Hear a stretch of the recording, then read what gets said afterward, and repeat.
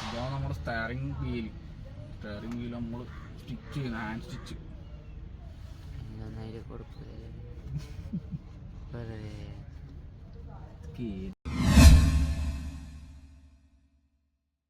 Hello friends, video കാണുന്ന പോലെ ഇന്ന് കാറിൻ്റെ പരിപാടിയാണ്. ഇന്ന് കാർ ആക്സസറീസ് ഫിറ്റ് ചെയ്യല പരിപാടി.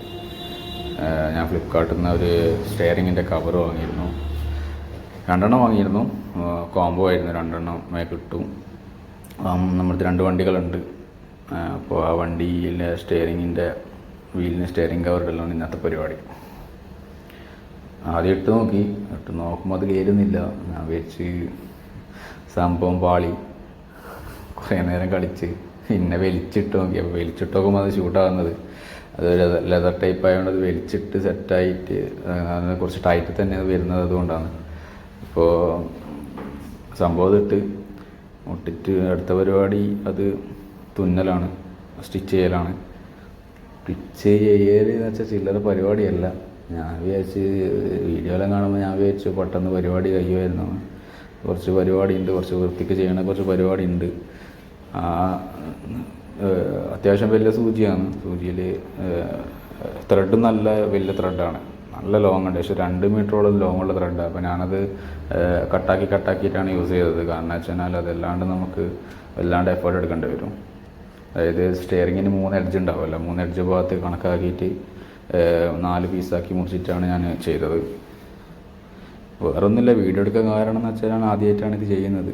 പിന്നെ ചെയ്ത് നോക്കാമെന്ന് വിചാരിച്ചു.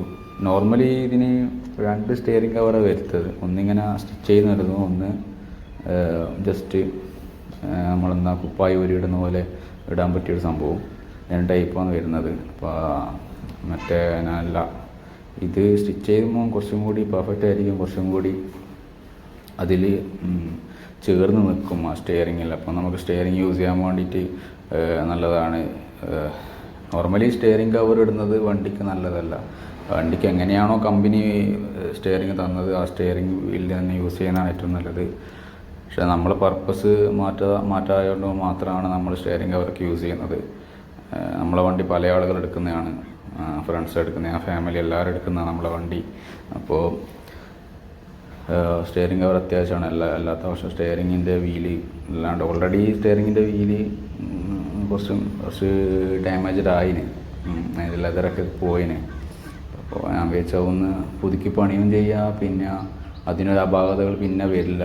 നിലവിലുള്ള അപാകത അല്ലാണ്ട് വേറെ ഒരു അപാകത വരില്ല എന്നുള്ള തോന്നലാണ് ഈ സ്റ്റെയറിങ് കവർ നോക്കിയത്. ബാക്കി സീറ്റ് കവറും ഇൻഫോർടൈൻമെൻറ്റ് സിസ്റ്റം, ലൈറ്റ്, അത് ഇത്, ഔട്ട് സൈഡ് പെയിൻറ്റിങ് എല്ലാ വർക്കും നമ്മളെടുത്ത വണ്ടി ചെയ്ത്.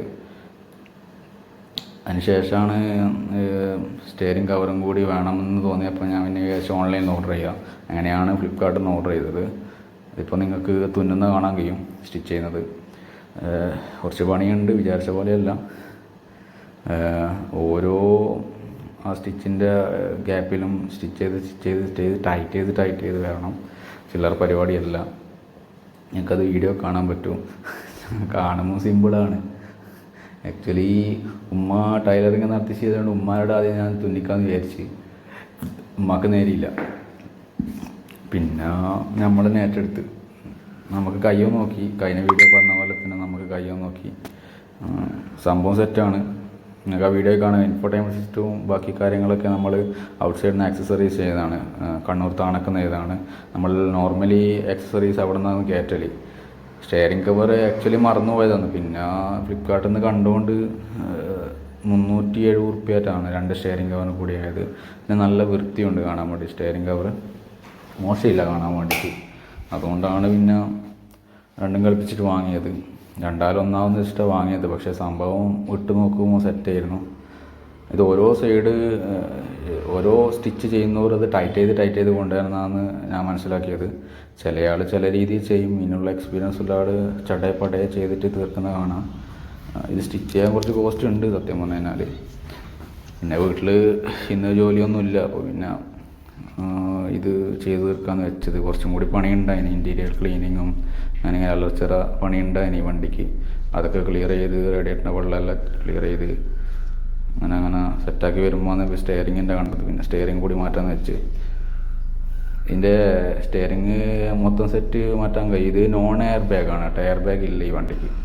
2012 മോഡലായതുകൊണ്ട് തന്നെ എയർ ബാഗ് ഓപ്ഷനിലാണ് വരുന്നത്. പക്ഷേ ഇപ്പോഴത്തെ വണ്ടിക്ക് അങ്ങനെയല്ല, എയർ ബാഗ് കമ്പൽസറി ആണ്. ബേസ് മോഡൽ തന്നെ air bag, 2 air bag base model തന്നെ വരും വേണ്ടതാണ്. പക്ഷേ ഇപ്പോഴത്തെ വണ്ടിക്ക് 6 എയർ ബാഗ്സ് ഉണ്ട് ബേസിക് തന്നെ.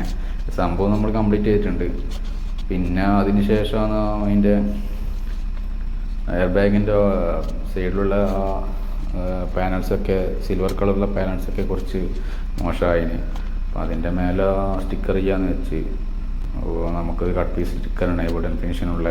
നമ്മൾ ഈ സ്റ്റിക്കർ ഫിഷ് ടാങ്കിൻ്റെ അക്വേറിയത്തിൻ്റെ ടോപ്പിന് ഒട്ടിക്കുന്ന സ്റ്റിക്കറാണ്. ഇതും നമ്മൾ ചങ്ങായി അക്വേറിയത്തിൻ്റെ പരിപാടിയുണ്ട്. അപ്പോൾ അവൻ്റെ അടുത്ത് നിന്ന് ഒരു കട്ട് പീസ് സ്റ്റിക്കർ എടുത്തിട്ട് വന്ന് അന്നേരം തന്നെ വണ്ടി എടുത്ത് പോയി ചാലാടുന്ന് വാങ്ങി വന്ന് പിന്നെ പരിപാടിയായി. പക്ഷേ അത് വലിയ വൃത്തിയായിട്ടില്ല, പക്ഷേ കാണാൻ മോശമില്ല ആണ് തോന്നിയത്. അതിപ്പോൾ അതിൽ കാണും സ്റ്റിയറിംഗ് കവർ. നമ്മൾ സ്റ്റിയറിങ്ങിൻ്റെ ഹെഡിൻ്റെ എയർ ബാഗിൻ്റെ സെക്ഷൻ ഊരിയപ്പോൾ എയർ ബാഗ് ഇല്ല. എയർ ബാഗ് ഉണ്ടെങ്കിൽ ഊരെല്ലാം കുറച്ച് പണിയാണ്. ഇതിപ്പോൾ എയർ ബാഗ് ഇല്ലാത്തതുകൊണ്ട് ജസ്റ്റ് അത് ഹോണിൻ്റെ പ്ലഗ് ആൻഡ് പ്ലേ മാത്രമേ ഉള്ളൂ, വേറെ ഒന്നുമില്ല അതിന്.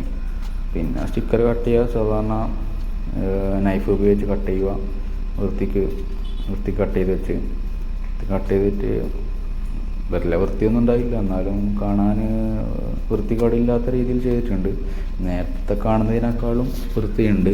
ഇപ്പോൾ സ്റ്റിയറിംഗ് ഈ വണ്ടി വരുന്നത് ഒരു മെറൂൺ റെഡ്, ചെറിയ റെഡ് ടൈപ്പാണ്. അന്നേരം ഡീസൽ എൻജിനൊക്കെ ഈ സെയിം കളറാണ് വന്നിരുന്നത്. ഇത് ഡീസലാണ് വണ്ടി. അപ്രോക്സ് ഒരു 80 to 90 ഹൈവേയിൽ മൈലേജ് കിട്ടും. പിന്നെ നമ്മളിതിൽ എക്സ്ട്രാ ഫിറ്റ് ചെയ്തത് സീറ്റ് കവറാണ്. Seat cover, floor mat, infotainment system, wiper, അങ്ങനെ കുറേ കാര്യങ്ങൾ ചെയ്തിട്ടുണ്ട്. Back wiper, reverse camera, sensors, അതൊക്കെ പുതിയതാണ്. പക്ഷേ ഇപ്പോഴത്തെ വണ്ടിക്ക് സെൻസർ, എയർ ബാഗ് അങ്ങനത്തൊക്കെ കമ്പൽസറി ആണ് കേട്ടോ. ബേസ് മോഡൽ മുതലേ നമ്മളതൊക്കെ ചെയ്യണം. പിന്നെ ഒരു ഡാഷ് ക്യാമും കൂടി വെച്ചിട്ടുണ്ട്, അതിൻ്റെ വീഡിയോ കൂടി ഞാൻ ഇടുന്നതാണ്.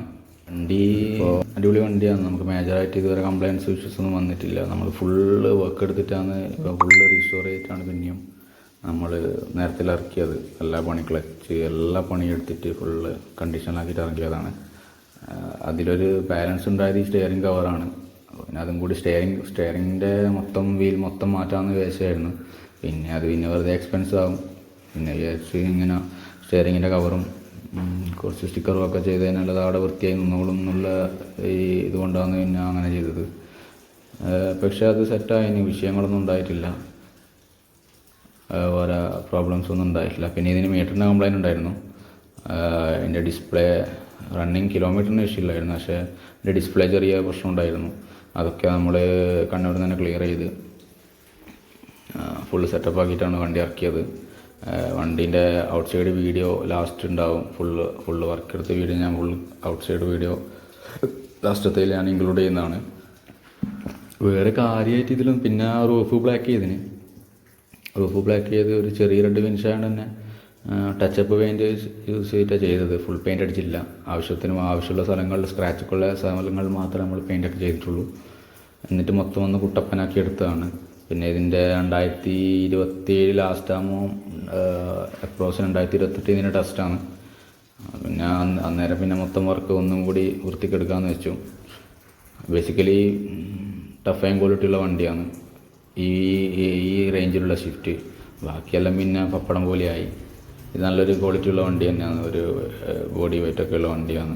പിന്നെ ഇറങ്ങുന്ന വേർഷൻ 3, വേർഷൻ 4 ഒക്കെ ബോഡി ക്വാളിറ്റിയൊക്കെ കുറവാണ്. പെർഫോമൻസ് ബേസ്ഡും ഡീസൽ എഞ്ചിനാണെങ്കിലും പെർഫോമൻസ് ബേസ്ഡും നല്ല വണ്ടിയാണ്. ഹൈവേസൊക്കെ നല്ല കംഫേർട്ട് തന്നെ ഡ്രൈവ് ചെയ്യാൻ പറ്റുന്ന ഒരു സെറ്റപ്പുള്ള വണ്ടിയാണ്. പിന്നെ സ്റ്റിക്കേഴ്സൊക്കെ അങ്ങനെ തട്ടിമുട്ടി ഒട്ടിച്ചൊക്കെ സെറ്റാക്കിയിട്ടുണ്ട്. നിങ്ങൾക്കത് വീഡിയോയിൽ കാണാൻ പറ്റും. സ്റ്റിക്കർ കട്ട് ചെയ്യുമ്പോൾ നമ്മളിപ്പോൾ ശ്രദ്ധിക്കേണ്ടത്, ഒന്നാമത് ശ്രദ്ധിക്കേണ്ടത് നമ്മളെ കൈയാണ്. ആ നൈഫ് എന്ന് വെച്ചാൽ വലിയ ഷാർപ്പ് അടിച്ചുള്ള നൈഫാണ്. അപ്പോൾ നമ്മളത് കൈ വളരെയധികം ശ്രദ്ധിക്കണം. എന്ത് പണി ചെയ്യുമ്പോൾ നമ്മളെ ആരോഗ്യം നോക്കിയിട്ട് നമ്മൾ പണി ചെയ്യാൻ പറ്റും. അപ്പോൾ അതുപോലെ ഫുള്ള് നോക്കിയിട്ട് ശ്രദ്ധ കേന്ദ്രീകരിച്ച് മാത്രമേ വർക്ക് ചെയ്യാൻ പറ്റൂ. അത് ഞാനെന്നല്ല എല്ലാവരും തന്നെ പറയൽ. നമ്മളിത് ചെയ്യുന്നവർക്കായതുകൊണ്ട് നമ്മളത് കുറച്ച് കെയർലെസ് ആയിട്ട് ചെയ്ത്. പക്ഷേ നിങ്ങൾ ഇത് ആദ്യമായിട്ടാണ് ചെയ്യുന്നതെങ്കിൽ നിങ്ങളത് ജസ്റ്റ് ഒന്ന് നോക്കണം. പിന്നെ ഉണ്ടത് അതിൻ്റെ ഹോണിൻ്റെ സ്വിച്ചിന് ചെറിയൊരു കളി ഉണ്ടായിരുന്നു, പ്രസ് ചെയ്യുമ്പോൾ. അപ്പോൾ അതൊന്ന് ക്ലിയർ ആകാൻ വേണ്ടിയിട്ട് അതിൽ ചെറിയൊരു തരികിട പരിപാടി ഒപ്പിച്ച് വെച്ച്. ഇപ്പോൾ അതിൻ്റെ ചെറിയൊരു ലൂസ് കണക്ഷൻ ഉണ്ടായിന്. അതിപ്പോൾ മാറ്റണമെങ്കിൽ അത് മൊത്തം മാറ്റണം. പിന്നെ അത് നമ്മളൊന്ന് അഡ്ജസ്റ്റ് ചെയ്തിട്ട് അതവിടെ വെച്ച് സംഭവം സെറ്റാകുന്ന വിഷയങ്ങളൊന്നുമില്ല. ഇത് ഇടുമ്പം ക്ലിപ്പിൽ കറക്റ്റായിരിക്കണം, അല്ലെങ്കിൽ പിന്നെ അത് അതിൻ്റെ പ്ലാസ്റ്റിക് ക്ലിപ്പ് പൊട്ടിപ്പോവും. അപ്പോൾ ഗൈസ്, വീഡിയോ വൈൻഡപ്പ് ചെയ്യുകയാണ്. സ്റ്റിയറിംഗ് വീലും സ്റ്റിക്കറൊക്കെ ഇട്ട് സെറ്റായിട്ടുണ്ട്. പ്രശ്നങ്ങളൊന്നുമില്ല, കാണാൻ നല്ല വൃത്തിയുണ്ട്, രസമുണ്ട്, വിഷയമൊന്നുമില്ല. അപ്പോൾ ഇതിൻ്റെ കാറിൻ്റെ ഫുൾ വീഡിയോ ഞാൻ ഇടുന്നതാണ്. അപ്പോൾ എൻ്റെ ബ്ലോഗ് 2 ഇവിടെ അവസാനിക്കുകയാണ്. എൻ്റെ വീഡിയോ കണ്ട എല്ലാവർക്കും ഹൃദയം തന്നെ നന്ദി. And thank you for watching. Next video upload ചെയ്യുന്നതാണ്. എല്ലാവരും സഹകരിക്കുക, ലൈക്ക് ചെയ്യുക, സപ്പോർട്ട് ചെയ്യുക, ഷെയർ ചെയ്യുക മാക്സിമം.